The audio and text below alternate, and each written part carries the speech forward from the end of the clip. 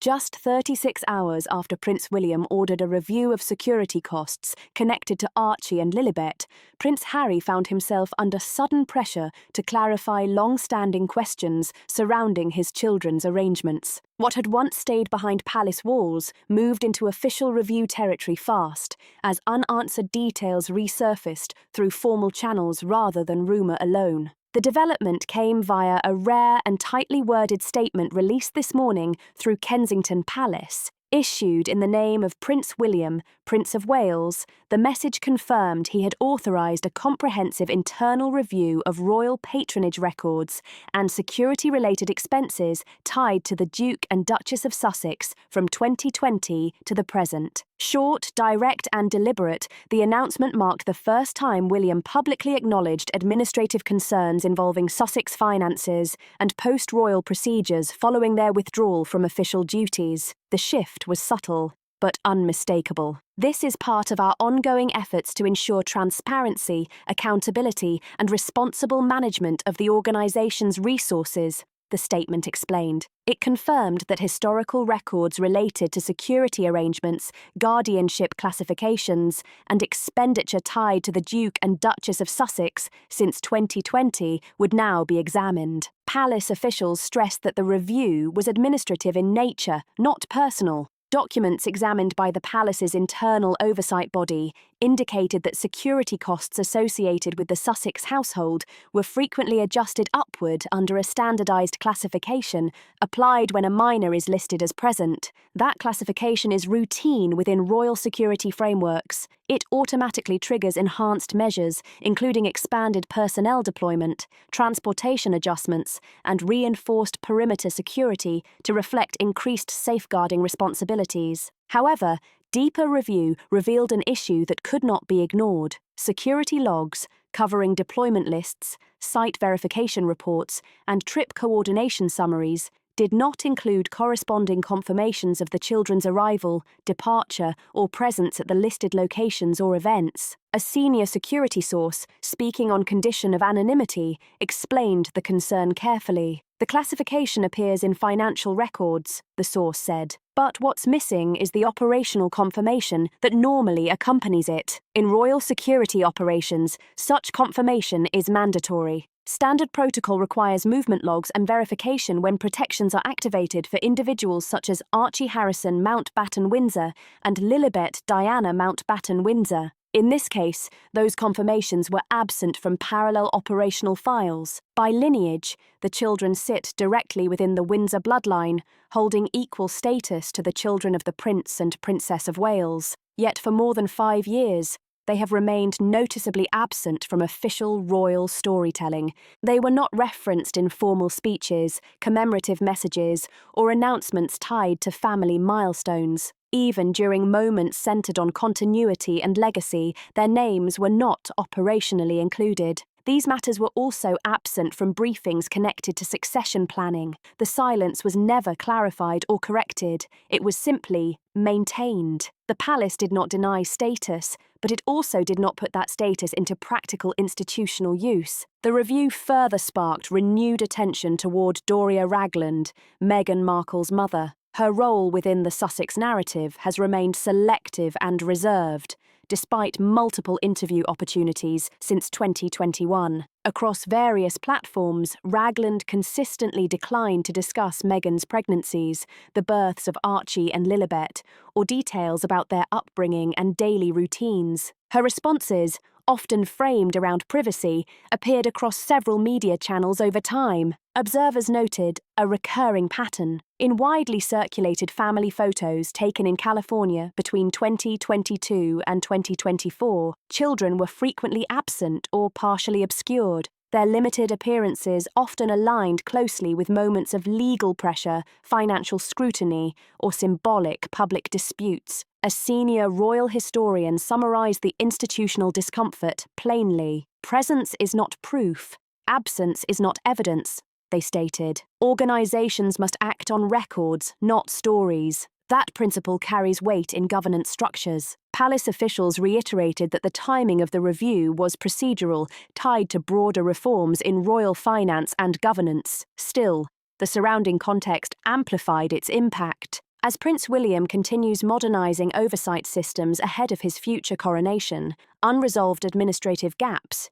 particularly those involving individuals technically listed in the line of succession, have become harder to set aside. Unanswered questions weaken institutional confidence over time, especially when children, classification records, and public funding intersect. William's decision to proceed marked a shift in approach. A palace press release dated December 18, 2025, surprised both supporters and skeptics by confirming a comprehensive audit of all security subsidies and preferential spending allocated to the Sussex household from January 2020 onward. What began as a routine financial review quickly escalated into a more sensitive institutional inquiry, touching the core mechanics of royal succession. Internal documents referenced repeated mentions of enhanced risk assessments requiring special child protection protocols. Those assessments cited the presence of young royal family members during high-risk travel periods. This included the Montecito to New York trip in September 2021 and the Montecito to London journey in June 2022 for Queen Elizabeth II's Platinum Jubilee celebrations. Yet cross-verification from Metropolitan Police records and Royal Guard coordination logs for those same dates told a different story. Both UK and US contractor logs reflected security coverage for 2 adults only. There were no records of infant transport vehicles, no babysitting staff, no paediatric standby arrangements, no childcare coordination whatsoever. One source familiar with the audit summarised it bluntly: 2 adults and a tightly supervised photography team, they said. What truly raised alarms inside the palace was a single line buried in the 2022 financial summary. It read, "Additional costs incurred due to the presence of young children, including installation of a child car seat and bassinet safety measures, reimbursable." Auditors asked one direct question: who verified their use? Responses from 3 separate internal departments were identical: no verification available. Such an anomaly would raise concerns in any institution. Within the House of Windsor, where legitimacy and lineage are foundational, it became institutionally unsustainable. The issue was compounded by public-facing silence. Since their birth announcements in 2019 and 2021, neither child has been mentioned in official speeches, ceremonial planning, or holiday greetings. They were not referenced during the Platinum Jubilee, no seating arrangements, no ceremonial roles, and no inclusion in the royal Christmas materials for 2024. Official accounts shared images of Prince George with Princess Charlotte and Prince Louis, yet none showing interaction with Archie, later his cousin. In a monarchy grounded in continuity, this absence did not go unnoticed. And following William's audit order, that silence began drawing attention beyond palace walls. Public scrutiny intensified as observers circulated side-by-side comparisons of family photos released over time. Analysts noted inconsistencies, unclear timelines, and claims of heavy editing tied to limited child appearances. Most concerning to observers was the emerging pattern. Archie and Lilibet appeared publicly only during moments of heightened controversy. July 2021, following Meghan's legal battle with the Mail on Sunday, and March 2022, when another rare childhood image surfaced during renewed public disputes. While the Archewell Foundation was facing heightened scrutiny behind the scenes, a carefully timed family picnic photo suddenly surfaced in the media on April 2023. The image appeared just as pressure intensified around financial disclosures and organisational transparency, prompting insiders to question whether the release was coincidence or calculation. At the same time, Meghan publicly claimed she was being sidelined from King Charles's coronation plans. Another highly stylized image of mother and child was released. Notably, the photo lacked verifiable metadata, location confirmation, or independent third-party witnesses, raising quiet concerns among palace observers rather than public commentators. One royal biographer delivered a blunt assessment that echoed internally. "It's not that the children are fictional," the biographer stated. "It's that their public visibility appears entirely strategic." That observation gained traction inside palace corridors. Behind closed doors, several senior courtiers quietly backed Prince William's investigation. Among them was Princess Anne, widely known for her strict, rules-first approach to institutional discipline and governance. Sources revealed that Anne never voiced her reservations publicly, but she consistently opposed extending privileges to the Sussex children without formal due diligence. At one point, she reportedly remarked, "We are not marketing tools for individuals who act like royalty only when it suits them." The statement landed hard internally. By mid-December 2025, William expanded the audit's scope significantly. Requests were made for access to Montecito visit logs, including digital traces from childcare brokerage firms and confirmation of children's medical appointments, pursued quietly through diplomatic and institutional channels. Yet the loudest silence came from those closest to Meghan, particularly Doria Ragland. Once regarded as Meghan's most reliable ally, Ragland repeatedly declined all inquiries related to pregnancies, births, or child-rearing details. That evasiveness stretched across years. In May 2019, she was briefly seen outside Frogmore Cottage following Archie's birth but offered no testimony. In June 2021, when asked by CBS about Lilibet's baptism, she smiled politely and said, "I'm only here for my daughter." Then she walked away. In October 2025, at a San Diego charity gala, a journalist asked her about becoming a grandmother. Her response was short and guarded. "I'm a very private person. Let's focus on the event." No follow-up was allowed. An internal source connected to the Archway Education Network later disclosed that Ragland had not stayed overnight at the Montecito estate for over a year as William's investigation intensified. That absence fueled quiet speculation that institutions were preparing for uncomfortable truths, or at least confronting the possibility of oversight, misunderstanding, or deliberate strategy. What emerged was a troubling pattern. Public images of family life appeared to carry symbolic weight, while verifiable private presence remained unclear. The distinction mattered deeply inside an institution that operates on documentation, not imagery. As anxiety grew, constitutional implications resurfaced. What defines a royal child's confirmed membership? And what happens when an entire branch of a family begins to resemble a ghost narrative inside a monarchy built on transparency of lineage and intergenerational succession? The idea of a virtual heir was once unimaginable, yet that exact storm began forming inside Buckingham Palace, where William's December audit of Sussex-related security spending quietly evolved into a far more delicate constitutional calculation.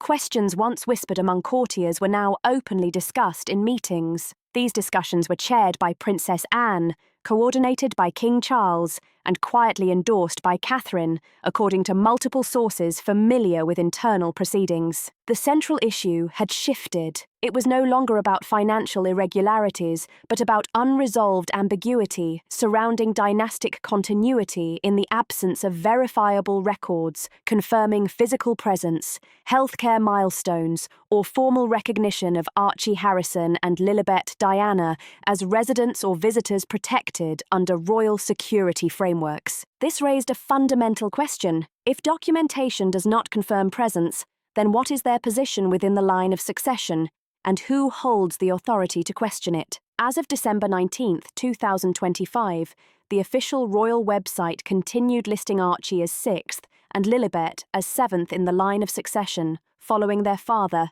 Prince Harry. Yet constitutional advisors quietly flagged a serious data gap. Neither child had participated in confirmed royal duties, family gatherings, or ceremonies. They were absent from private archival records and ceremonial photo logs alike. Since 2020, their public appearances were extremely limited and confined to a narrow set of materials. These included a single blurred birthday image of Archie released in 2022 via Archewell and a stylized photograph of Lilibet's first birthday at Frogmore Cottage, attended by no Windsor family members and captured without third-party photographers. The 2023 Christmas video allegedly showed children opening presents, but a former employee later claimed the backdrop was digitally altered using green screen technology. "We knew immediately," the source said. "It didn't match any room in the house." Complicating matters further, royal law does not rely solely on inheritance. Under the Royal Marriage Act and Letters Patent from 1917 and 2012, a child's standing depends on acknowledgement, archival documentation, and witnessed continuity.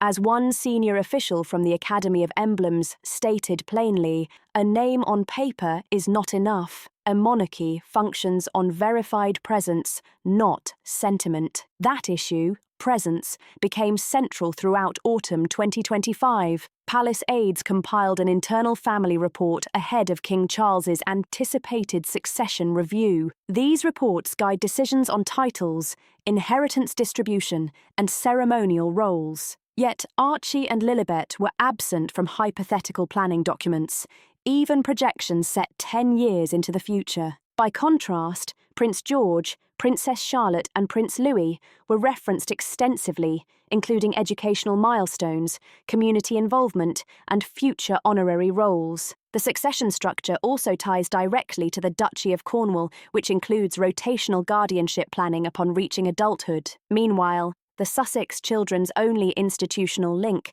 remained their names on paper, a list that had not been formally updated since June 2022. During a quiet but significant Sandringham meeting in October 2025, Princess Anne reportedly halted discussion about including Sussex children in the Platinum Archive. "There's nothing to store," she said. The room reportedly fell silent. By late November, archival teams working on the Windsor Generations Timeline project reported something startling. There was less verified material on Archie and Lilibet than on Zara Tindall's youngest child, who holds no title and lives entirely outside royal life. While discretion for young royals is normal, officials now cited a threefold absence problem: lack of direct evidence, lack of documented family interaction, and lack of institutional records. Meanwhile, Palace insiders noted that Meghan referenced her children primarily during legal disputes or public conflicts. During litigation with the Mail on Sunday,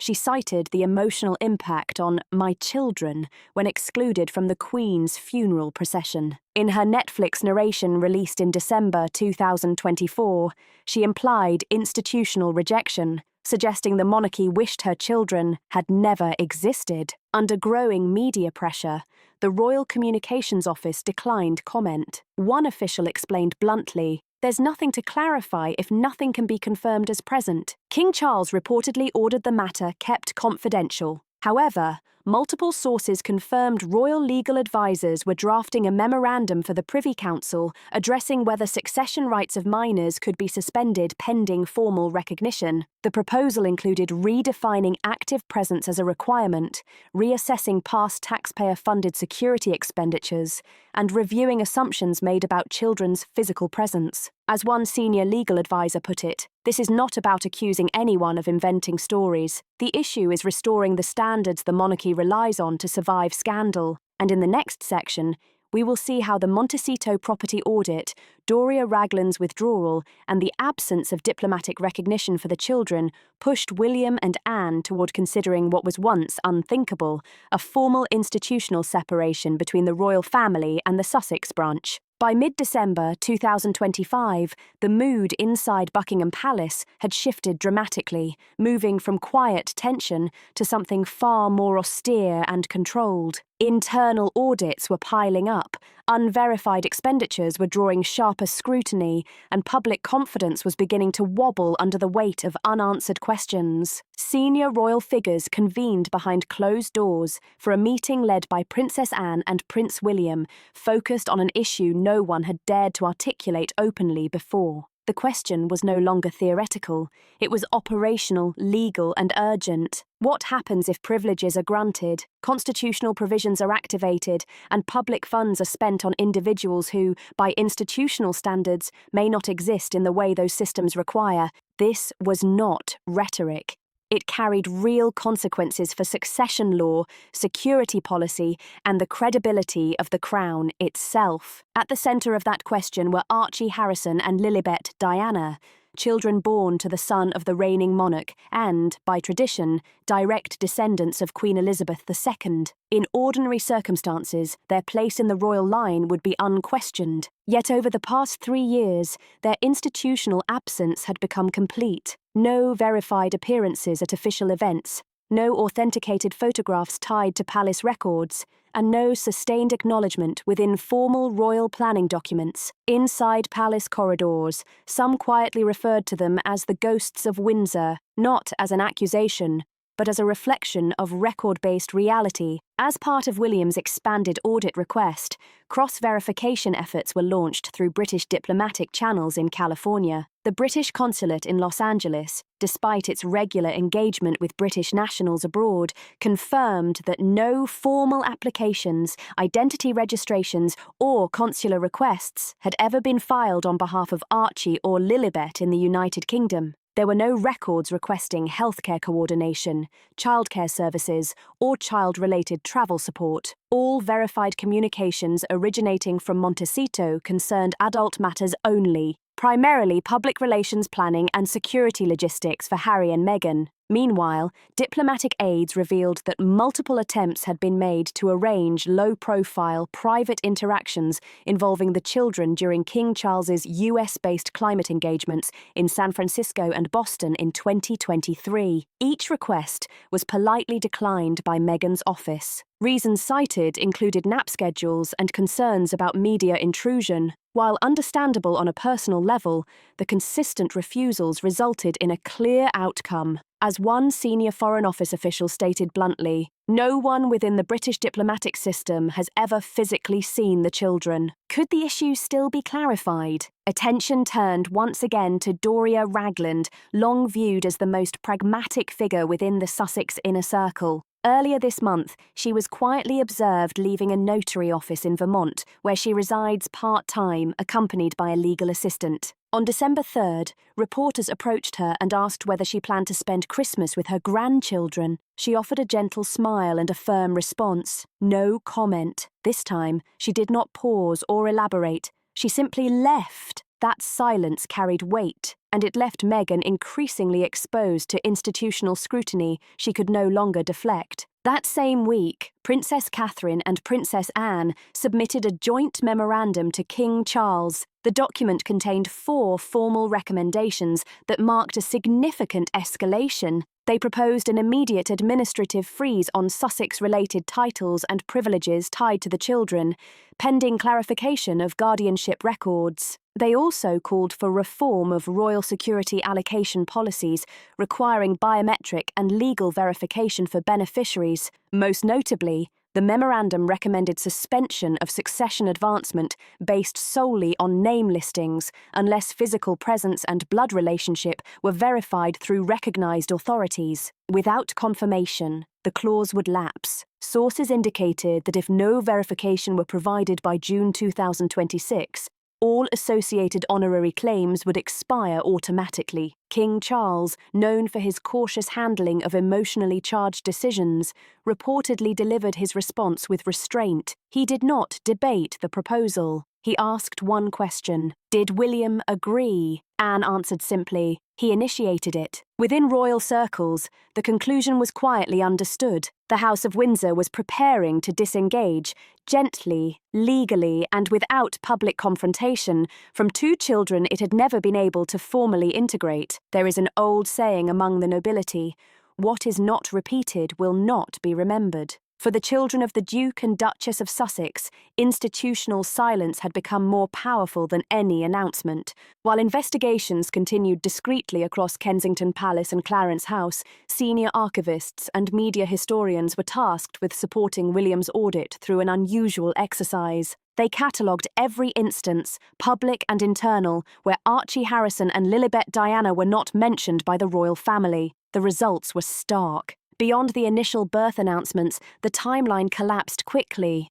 6 years passed with almost nothing added to the formal record. The most publicised moment remains the easel announcement placed outside Buckingham Palace on May 6, 2019, stating the Duchess of Sussex had safely given birth to a son at 5:26 a.m. Unlike previous royal births, No hospital was named and no immediate photo call followed. Harry and Meghan introduced Archie during a brief press appearance at Windsor Castle 2 days later. No senior royals were present behind the scenes, a notable departure from precedent. Courtiers quietly noted the difference. A retired palace press officer later remarked that even the Queen had requested hospital photographs with Prince Andrew's children. The absence was noted, they said, and quietly regretted. During the 2019 Christmas broadcast, Prince Charles referenced new family members, widely understood to include Archie, yet no image of him appeared in the BBC's official montage of royal family photographs.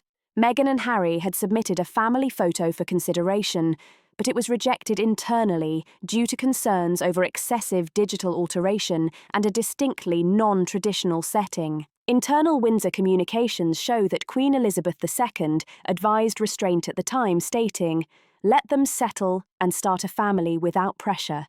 That is the most precious gift we can give them." Even then, officials recognised Archie's integration into the royal narrative would remain limited. During the Platinum Jubilee, Buckingham Palace acknowledged the presence of the Duke and Duchess of Sussex and their children, yet neither Archie nor Lilibet appeared publicly, and no photographs were released. Although Harry and Meghan attended a service at St Paul's, they did not appear on the palace balcony and were seated separately from senior royals. A logistics assistant later recalled, "We arranged child escorts, family support, and photographers, but we never saw the children, not once." When asked whether the Queen had met her great-granddaughter Lilibet during the visit, a palace spokesperson responded vaguely, "His Majesty spent time with his close family," neither confirmation nor denial. Later, the official UK royal website quietly updated Lilibet Diana's position in the line of succession, placing her 7th behind Archie. No announcement accompanied the change,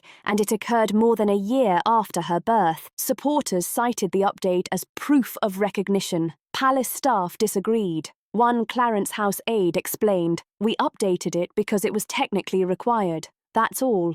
It was compliance, not celebration." Since 2022, there has been no verbal, written, or symbolic mention of Archie or Lilibet in palace statements, holiday messages, commemorative plans, or obituaries, and notably, their names were absent from official listings of the Queen's living great-grandchildren during formal eulogies and ceremonial records. Even when Queen Elizabeth II passed in September 2022, something quietly stood out in the official records. Her children's names were never listed among her living great-grandchildren, and that omission raised serious internal questions. When audit teams reviewed the documents later, they noticed a pattern that could not be ignored. There was no verified bond recorded between the children and the royal institution, and no confirmation of a baptism conducted on British soil. There were no palace announcements, no registered royal godparents, and no ceremonial acknowledgements tied to the children. No gift exchanges logged in royal ledgers.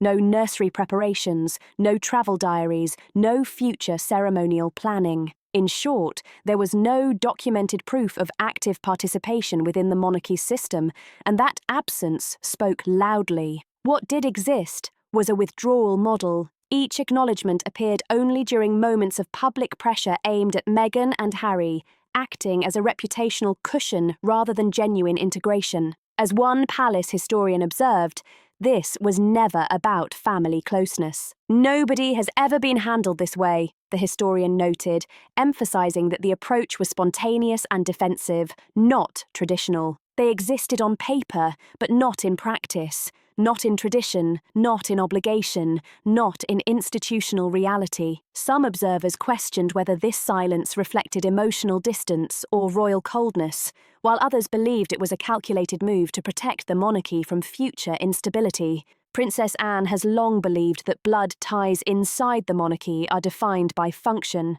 not sentiment. Prince William, though widely seen as a devoted father, has increasingly leaned toward a protocol-first mindset. King Charles, shaped by decades of public scandal from Diana to Andrew, has grown cautious of emotional entanglements that could spiral beyond control. There was no legal ruling behind the decision, but insiders insist it was not cruelty. It was survival. They've been fooled too many times already, a source said. The belief was clear. If the monarchy is to endure, it can only associate its name with what it can verify, confirm, and defend if challenged, and that standard applies to everyone, including children. No formal announcement was planned. No public statement was drafted. Still, those closest to the Royal Decision-Making Centre say the issue was settled quietly and permanently by mid-December 2025, following months of audits, legal reviews, and growing institutional unease. Behind palace walls, a strategy was set into motion to gently terminate the assumption of inclusion. This was not exile, and it was not erasure. It was a retraction of unverified status. Without credible proof of royal presence, recognition, and documentation, the monarchy began separating itself from Archie Harrison and Lilibet Diana Mountbatten Windsor in all but name. Sources within the Privy Council confirm that during a closed-door meeting on December 1st, King Charles, Princess Anne, Prince William, and the Lord Chancellor reviewed a confidential memo titled Standards for Continuity of Succession and Institutional Verification. Drafted by constitutional and legal advisors, it outlined the risks of funding, referencing, or defending lineage that could not be legally substantiated. Among the recommendations was an immediate pause on all ceremonial references involving the Sussex children. Public mentions in speeches, holiday messages, and digital platforms were halted. Medals, honours, and commemorative inclusions were refused until valid documentation or proof of presence could be provided to the state. The monarchy understood it could not simply remove names from the line of succession without triggering constitutional chaos. Instead, it chose institutional invisibility, acknowledgement in theory, but exclusion from tradition, duty, and public narrative. A senior aide explained it plainly. We're not tearing them down. We're simply choosing not to build on them. That distinction mattered. Within hours of the internal agreement, changes were underway. Scripts for the 2025 Christmas broadcast were revised, removing even vague references like grandchildren living abroad, and generational exhibitions tied to the Sussex line were quietly shelved. The Royal Digital Team received clear orders. No updates to genealogies or personal records would be allowed unless certified by a government authority. Even royal-linked charities were advised not to use the children's names or images for campaigns or promotions. According to one insider, the line was drawn with clarity, not hostility. What made the move so devastating was the absence of confrontation. There were no accusations, no public legal challenges, no dramatic ceremonies, and no explosive press releases. Instead, there was a deliberate fade into silence. Continued non-verification from Doria Ragland regarding personal details surrounding Meghan's pregnancy further reinforced the palace's stance. Each evasive moment, each staged photo with disputed metadata, and each missed chance for transparency became another reason the institution could no longer rely solely on trust. The unspoken message was unmistakable. If you don't let us see the children, we can't show them to the world. On December 17th, just days before this report was finalised, a senior figure in the Royal Archives quietly removed an internal folder labelled H and Junior Affairs from active circulation. It wasn't destroyed. It wasn't erased. It was archived indefinitely, with no future entries authorised. That silence was not accidental. It was policy. A legacy-level decision grounded in the monarchy's oldest defence mechanism, structure, protocol, and distance. And that's where this chapter closes. If this breakdown shook you, hit like, subscribe for more, share this with someone who's watching the royals closely, and drop your thoughts in the comments below, because this story is far from over.